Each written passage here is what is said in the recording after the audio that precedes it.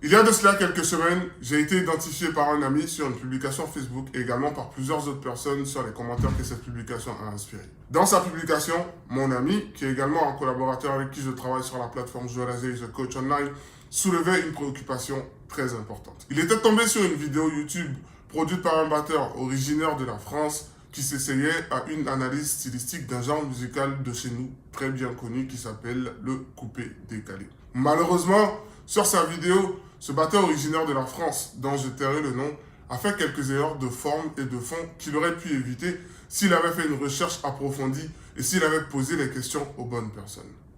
Les erreurs sur la vidéo et la préoccupation soulevée par la publication de mon ami sur Facebook ont créé une discussion houleuse mais très enrichissante à laquelle je me suis naturellement prêté et qui m'a simplement donné de nouvelles bonnes raisons d'enregistrer cette vidéo maintenant pour la plateforme Joël Azier The Coach Online. Et voilà, je suis Joël Azier. Bonjour et bienvenue sur Jake Online, ou si vous préférez, Joël Azier The Coach Online. Et vous le savez, c'est une plateforme que j'ai créée pour la francophonie africaine et mondiale afin de me positionner comme une source d'information et de savoir sur cet instrument que nous aimons tous, la batterie. Avant d'entrer dans le vif du sujet très intéressant de cette vidéo, il est important que je vous rappelle quelque chose, mes amis. Plus vous vous abonnez, plus je suis encouragé à publier du contenu. Alors n'oubliez pas, abonnez-vous, abonnez-vous, abonnez-vous sur Facebook et sur YouTube. Abonnez-vous. Et surtout, activez la petite cloche de notification afin d'être prévenu à chaque fois que je mettrai du contenu en ligne. Alors maintenant, allons à la découverte de notre sujet du jour.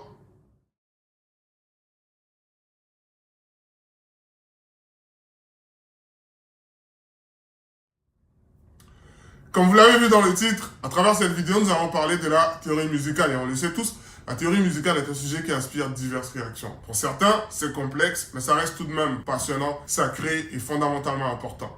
Pour d'autres, c'est trop compliqué, ça fait peur, c'est ennuyeux et donc inutile.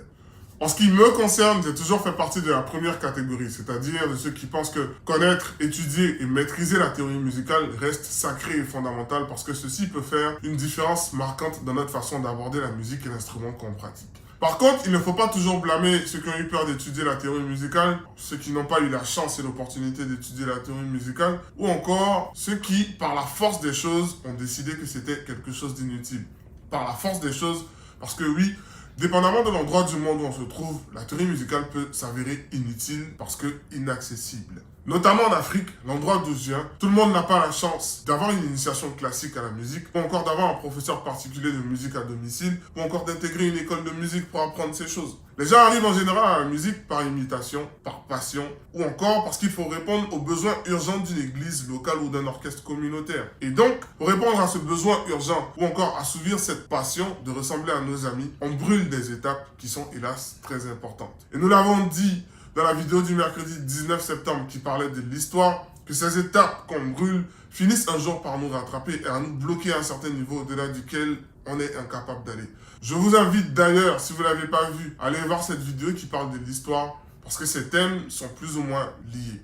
Pour aujourd'hui, nous voulons nous concentrer sur la théorie musicale et il faudrait que je vous précise d'entrée que nous n'allons pas étudier la théorie musicale de A à Z en 10 minutes de vidéo.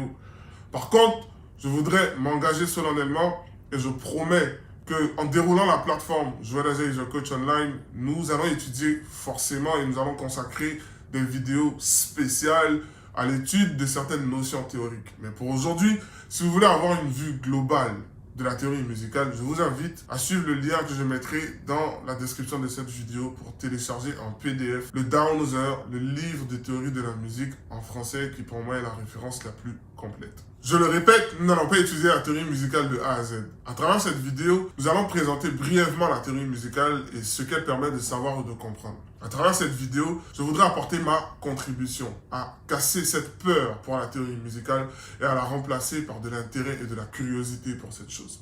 À travers cette vidéo, je voudrais rassurer celui qui a commencé sur le tas, comme moi, et qui aujourd'hui pense que cette étape a été brûlée et que plus jamais les lacunes qu'elle a créées ne pourront être comblées, qu'il y a quelque chose à faire pour corriger cette erreur. Et rassure-toi, tu ne seras pas obligé de déconstruire tout ce que tu as bâti si difficilement depuis toutes ces années que tu fais de la musique. La première chose que je voudrais vous dire, c'est que de façon terre à terre, quand on parle de théorie musicale, on parle essentiellement de trois choses. La première, c'est le solfège, qui est l'étude de tous les procédés et signes utilisés pour la notation de la musique, et donc l'écriture et la lecture des partitions. La deuxième, c'est le rythme, qui va être l'étude de toutes les manifestations du temps à l'intérieur de la musique. Syncope, contretemps, temps fort, temps faible, signature rythmique, mesure, et toutes ces choses. La troisième, c'est l'harmonie, qui est alors l'ensemble de toutes les règles qui régissent la construction des gammes et la formation des accords, ou encore, si vous préférez, les liens entre la mélodie et les enchaînements d'accords à travers la musique. Même présentée de façon terre à terre comme nous venons de le faire, la théorie musicale se révèle être quelque chose de très vaste qui englobe plusieurs domaines de connaissances. Pour l'étudier efficacement ou encore l'enseigner efficacement, parce que je ne m'adresse pas qu'aux apprenants, mais je m'adresse aussi aux enseignants. Pour l'étudier et l'enseigner efficacement, donc, il va falloir utiliser 3 indicateurs. Le premier, c'est le niveau actuel auquel on se trouve. Le deuxième, c'est l'instrument qu'on pratique. Et le troisième, c'est les objectifs qu'on veut atteindre à travers notre carrière de musicien. Je vais donc faire du cas par cas, mais rapidement et brièvement, pour argumenter et vous permettre de comprendre ce que je viens de dire. Nous commençons par les niveaux. Quand on est débutant par exemple, tout ce qu'on a envie de faire c'est taper sur tout et n'importe quoi à la fois. Ou alors de très rapidement être capable de pouvoir jouer notre premier morceau, notre premier groove, d'enregistrer une vidéo et d'aller la montrer à nos potes et à notre famille. En ce moment, se taper le livre de théorie de la musique en entier peut effectivement devenir très vite ennuyeux et même décourageant. Certaines personnes se sont découragées dans cette étape et elles ont soit changé d'instrument, changé de professeur ou alors abandonné même carrément leur rêve de pouvoir jouer de la musique un jour. Et donc dans ce cas, ce que je recommande, et là je m'adresse principalement aux professeurs, c'est de limiter l'enseignement théorique aux notions qui sont essentiellement utiles pour les premiers pas. Et ce que je recommande en général, c'est le solfège rythmique. Dans mon expérience, le solfège rythmique m'a permis d'aller très vite pour enseigner les premiers pas. C'était plus facile d'identifier la différence des rythmes entre ceux qui sont joués à la Charleston ou alors ceux qui sont joués avec la grosse caisse et avec la caisse claire que essayer d'imiter ces sons de façon orale pour que l'audition de l'élève lui permette de capter. Ça prenait beaucoup plus de temps quand on allait de façon auditive et orale plutôt que quand on utilisait le solfège rythmique et donc il pouvait comprendre tout de suite la différence qu'il y a entre ces différents rythmes pour se retrouver à les exécuter de façon plus simple.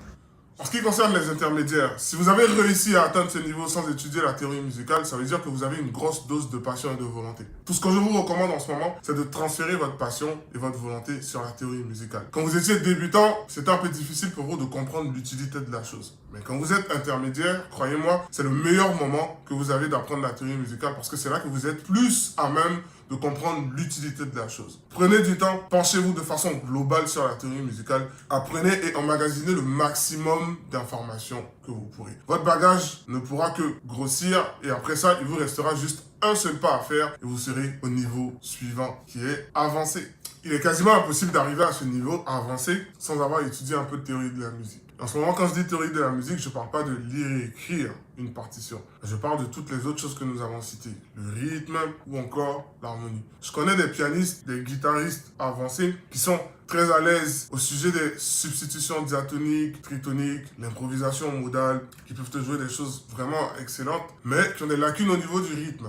Ils ne peuvent pas jouer sur un morceau dont la mesure est à 5 temps ou à 7 temps. Ils ne comprennent pas le principe des mesures asymétriques parce qu'ils ne l'ont pas étudié. Ils ne peuvent pas tout simplement reconnaître une blanche ou une noire sur une partition parce qu'ils n'ont pas appris le solfège. En donnant nos indications et nos recommandations à ceux qui sont au niveau avancé, nous allons parler en même temps du deuxième indicateur que nous avons cité tantôt, les objectifs qu'on veut atteindre à travers la musique. Normalement, quand vous êtes au niveau avancé, vous n'avez plus vraiment d'efforts à faire parce que vous avez un bagage intellectuel et même une expérience qui vous permet de comprendre beaucoup plus rapidement les choses.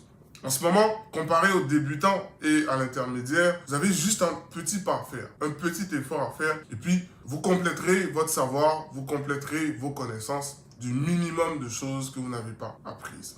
Mais ce qui se passe, c'est qu'en général, à ce niveau, les gens sont déjà dans une certaine zone de confort. Ils arrivent déjà à faire des gigs, à arranger de la musique, à faire des séances studio. Ils font déjà beaucoup de choses et au niveau professionnel, ils sont satisfaits et ils n'ont pas envie d'aller plus loin. Si vous êtes à ce niveau et que vous n'avez pas envie d'aller plus loin, croyez-moi, personne ne vous en voudra parce que vous avez déjà fait un super travail. Par contre, si vous voulez encore vous dépasser, identifiez dans la théorie musicale les dernières notions qui vous restent à étudier, penchez-vous là-dessus et vous irez encore plus loin. Vous n'avez rien à perdre, mais absolument tout à gagner. Cela nous amène donc à parler de notre troisième et dernier indicateur mentionné plus tôt dans la vidéo, à savoir l'instrument dont on joue.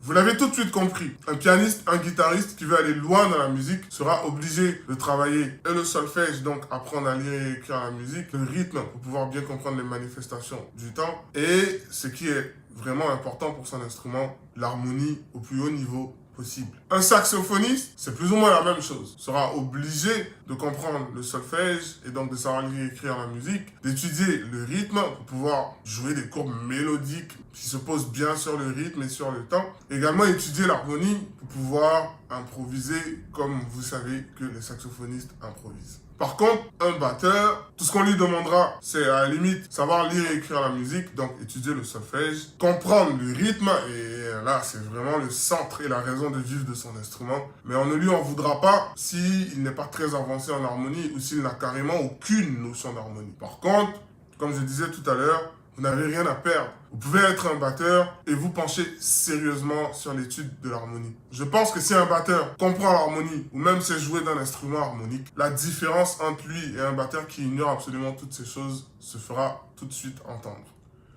Nous sommes à la fin de cette vidéo et je suis sûr que plusieurs personnes se demandent pourquoi je ne suis toujours pas revenu sur le sujet qui m'a servi d'introduction. À savoir la discussion houleuse et enrichissante que j'ai eue avec mes potes sur Facebook au sujet de la publication sur ce batteur originaire de la France qui a essayé à sa façon de faire honneur à notre culture à travers le coupé-décalé. Je reviendrai sur cette discussion dans le direct Facebook qui va compléter cette vidéo que nous sommes en train de suivre en ce moment. Et ce direct se fera le mercredi 10 octobre sur ma page Joël Asia de Technic Drummer. Ne manquez donc pas ce direct si vous ne voulez pas rater la suite de cette vidéo. Ainsi, pour conclure, ce que je voudrais que vous reteniez, c'est que quel que soit l'instrument dont on joue, quel que soit le niveau auquel on est aujourd'hui, et quels que soient les objectifs qu'on veut atteindre à travers sa carrière, la théorie musicale reste une chose incontournable et fondamentalement importante et qu'il faut absolument l'étudier, la connaître et la maîtriser. En ce qui me concerne, à chaque étape de mon évolution, la théorie musicale a fonctionné comme une carte qui me permettait de me repérer, qui me permettait de savoir où est-ce que j'étais et donc de trouver le chemin pour aller à l'étape suivante et pour accéder au niveau supérieur. Pour moi, la théorie musicale est importante parce qu'elle me permet de me tenir face à cette caméra, sur ton écran, pour tenir ce discours, te parler et animer une plateforme aussi importante que celle à travers laquelle je te parle en ce moment. Pour moi, la théorie musicale est encore importante parce que c'est grâce à elle que je peux réaliser mon rêve de transmettre ce que je sais, de représenter mon pays à travers le monde et bien plus tard de pouvoir léguer un héritage aux générations. En disant ceci, je ne suis certainement pas en train de dire que la théorie musicale, c'est la clé absolue que tu dois avoir pour réaliser toutes ces choses que je viens de citer. Bien des musiciens comme Buddy Rich, Dennis Chambers ou l'illustre Paco Seri ont réussi à faire des choses bien plus grandes sans avoir de grandes connaissances théoriques. La théorie musicale, c'est alors un ingrédient important dans la recette, mais ce n'est pas tout. L'objectif de cette vidéo était simplement de te montrer l'importance de la théorie musicale afin que tu considères cet outil comme un élément incontournable pour ton évolution. Cette vidéo est terminée. On se retrouve très vite ce mercredi 10 octobre à 12h30 pour le direct sur ma page Joël Asia de Technic Drummer. Pour ma part, je te laisse avec cette question. Certaines personnes disent que lorsqu'on ne sait pas lire et écrire la musique, on est considéré comme un analphabète de la musique. Alors, quel genre de musicien veux-tu être? Un intellectuel ou un analphabète?